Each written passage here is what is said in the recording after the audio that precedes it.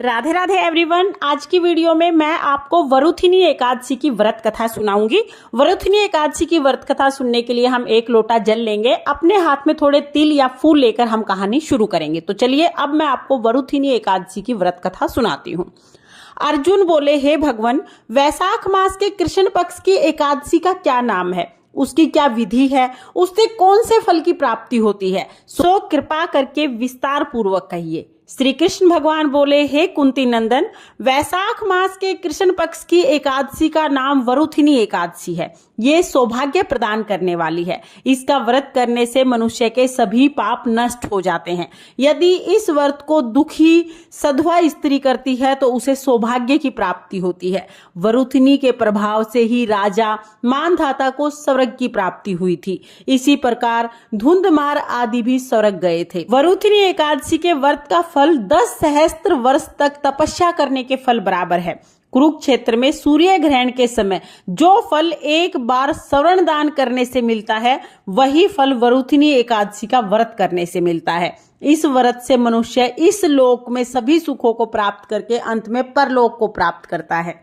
हे राजन, इस एकादशी का व्रत करने से मनुष्य को इस लोक में सुख और परलोक में मुक्ति मिलती है। शास्त्रों में कहा है कि घोड़े के दान से हाथी का दान उत्तम है, हाथी के दान से भूमि का दान उत्तम है, भूमि के दान से तिलों का दान उत्तम है, तिल से उत्तम है सोने का दान, और सोने के दान से अन्न का दान ज्यादा उत्तम है। संसार में अन्न दान के बराबर कोई दान नहीं होता है।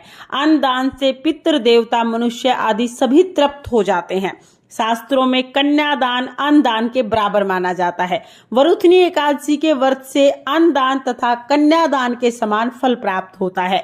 जो मनुष्य लोभ के वश में होकर कन्या का धन ले लेते हैं या आलस्य और कमजोरी के कारण कन्या के धन का भक्षण करते हैं, वो प्रलय के अंत तक नरक में पड़े रहते हैं या उनको बिलाव का जन्म भोगना पड़ता है। जो मनुष्य प्रेम से एवं यज्ञ सहित कन्यादान करते हैं, उनके पुण्य को चित्रगुप्त भी लिखने में असमर्थ होते हैं। जो मनुष्य इस वरुथिनी एकादशी का व्रत करते हैं, उनको कन्यादान के समान फल प्राप्त होता है।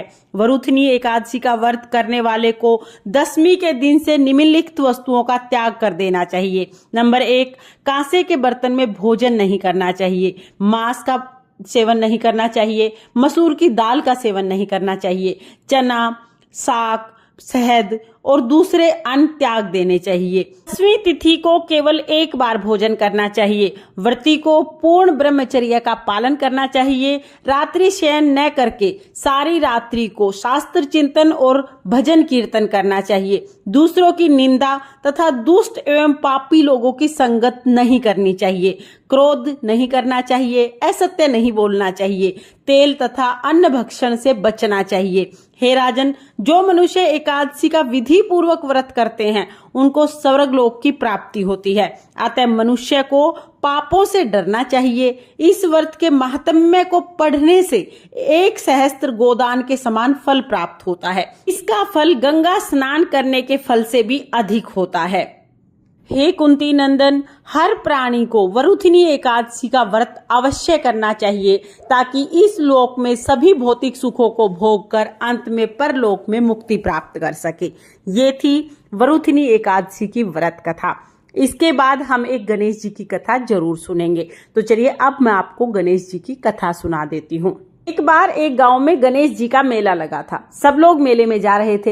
एक छोटी सी लड़की ने जिद कर ली, माँ मैं भी मेले में जाऊंगी। उसकी माँ बोली, नहीं बेटी, तुम अभी बहुत छोटी हो, कहीं गिर पड़ जाओगी, चोट लग जाएगी। लेकिन लड़की नहीं मानी। लड़की ने जिद कर ली। अब माँ ने उसको 2 लड्डू और 1 घंटी पानी दिया और कहा, ठीक है मेले में चली जाओ, 1 लड्डू और पानी गणेश जी को, बचा हुआ लड्डू और पानी तुम ले लेना। लड़की लड्डू और पानी लेके मेले में चली गई। जाके सीधा गणेश जी के पास बैठ गई और बोली, हे गणेश जी, 1 लड्डू और पानी आपको, बचा हुआ लड्डू और पानी मुझे। ये कहते कहते सुबह से शाम हो गई। मेला बिछड़ने लगा।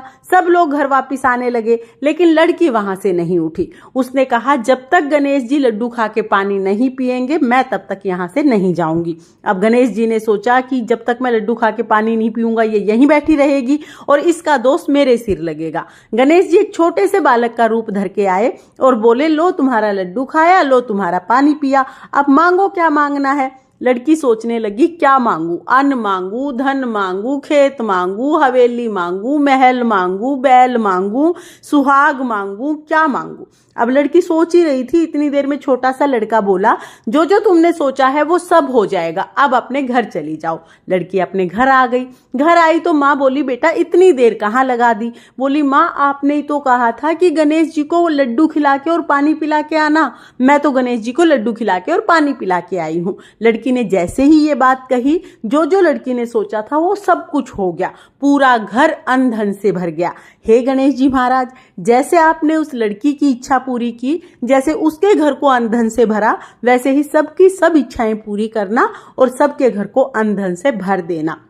इस कहानी को कहते सुनते हुकारा भरते सब पर अपनी कृपा दृष्टि बनाए रखना। ये थी गणेश जी की कथा। इस तरह से हमारी वरथुनी एकादशी की व्रत कथा पूर्ण होती है।